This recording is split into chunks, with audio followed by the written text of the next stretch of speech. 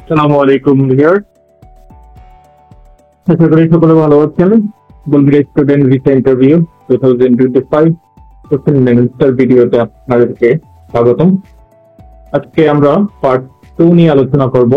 Most important question যেগুলো মূলত যেটার উপর আপনার ভিসা নির্ভর করে সেই কোশ্চেন গুলো নিয়ে আজকে আমরা আলোচনা করব। পরবর্তীতে আমাদের আরো কয়েকটা পার্ট আসবে ইনশাআল্লাহ। আর বিগত পার্ট 1 এর ভিডিও যদি কেউ না দেখে থাকেন তাহলে অবশ্যই দেখে নেবেন প্লেলিস্ট থেকে বা আমাদের চ্যানেল থেকে। আপনি যদি আমাদের চ্যানেলে নতুন হয়ে থাকেন তাহলে অবশ্যই সাবস্ক্রাইব করবেন। আর ধীরে ধীরে বুলগেরিয়া সম্পর্কে আরো ইনশাআল্লাহ নতুন নতুন ভিডিও আসবে।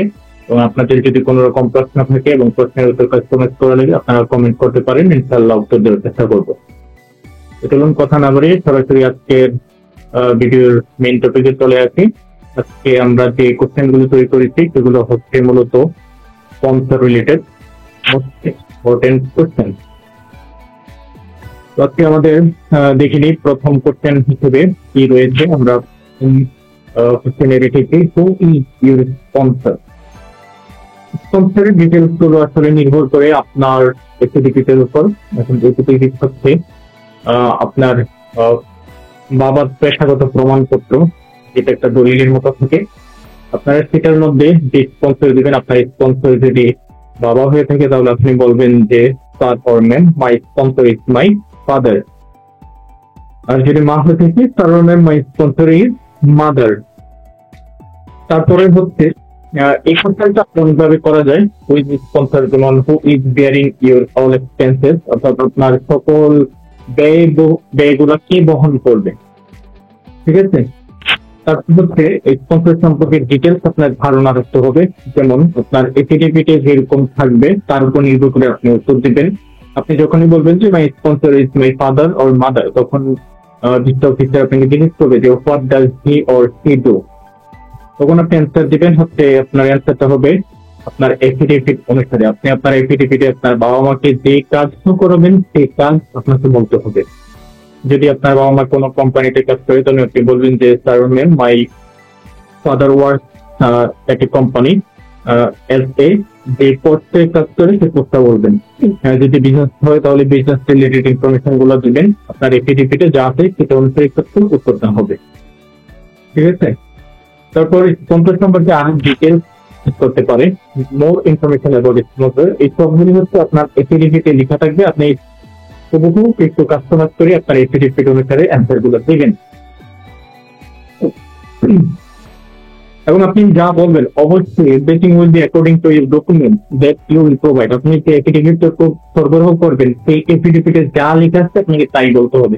আপনি যদি নিজ থেকে বাড়িয়ে এক্সট্রা বলেন তাহলে আপনাকে সে অনুপাতে আরো অনেক এক্সট্রা কোশ্চেন করতে পারে, এবং যদি আপনার এফিডেভিট অনুসারে যদি সামঞ্জস্যতা না থাকে তাহলে সমস্যা হতে পারে। ঠিক আছে, সুতরাং আপনার হচ্ছে আপনি যে ডকুমেন্ট প্রোভাইড করবেন এফিডেভিটে যা থাকবে আপনি সেটার উপর নির্ভর করে উত্তরগুলো দিবেন।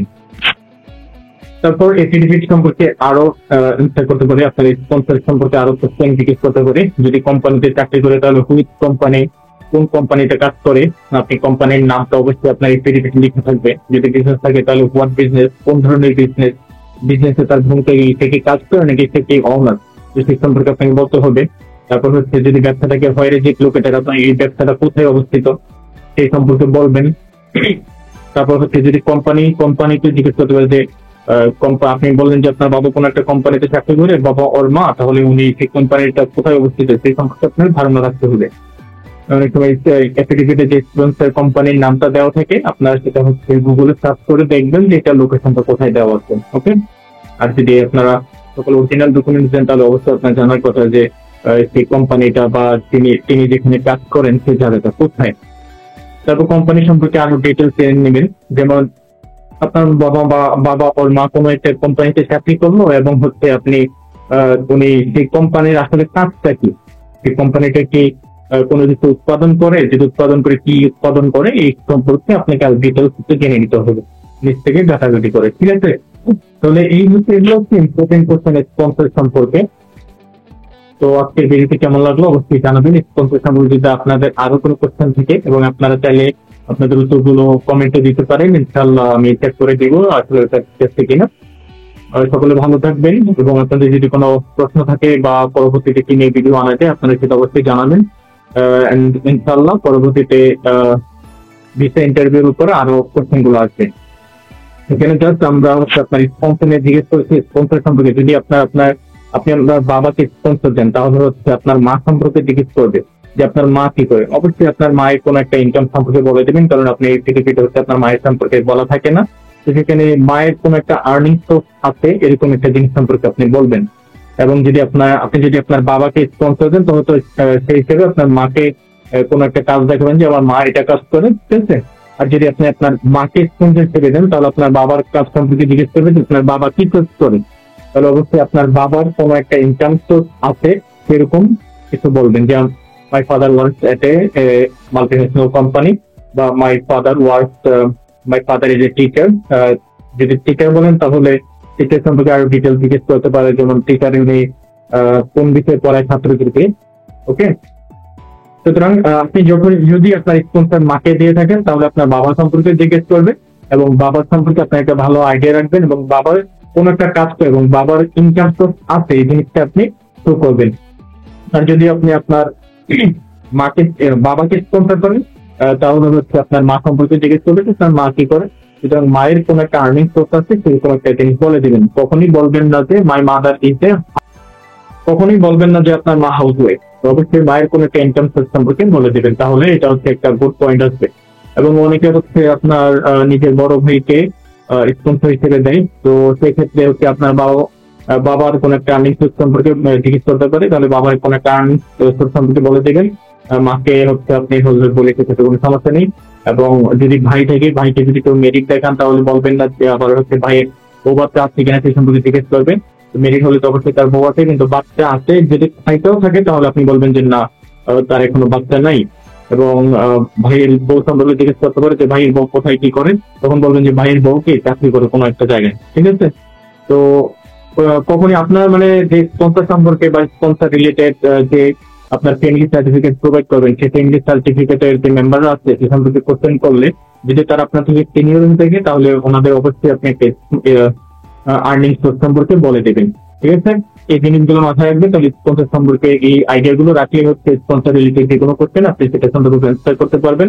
আর মেইন কথাটা হচ্ছে আপনি আপনার স্পন্সর সম্পর্কে এবং স্পন্সর রিলেটেড যদি আপনার বড় ভাই থাকে ভাইয়ের ইনকাম বলবেন, যদি ভাবি থাকে ভাবির ইনকাম বলবেন, এবং যদি মা থেকে থাকে মায়ের ইনকাম সোর্স সম্পর্কে বলে দেবেন। কারণ ওই সব ইনকাম সোর্স সম্পর্কে আপনাকে তৈরি করতে যাবেন, কারণ এগুলো আপনার এই সার্টিফিকেটে লেখা থাকবে না, ঠিক আছে। তো এগুলো আপনি যে কোনো একটা ইনকাম সোর্স বলে দেবেন তাহলেই হবে।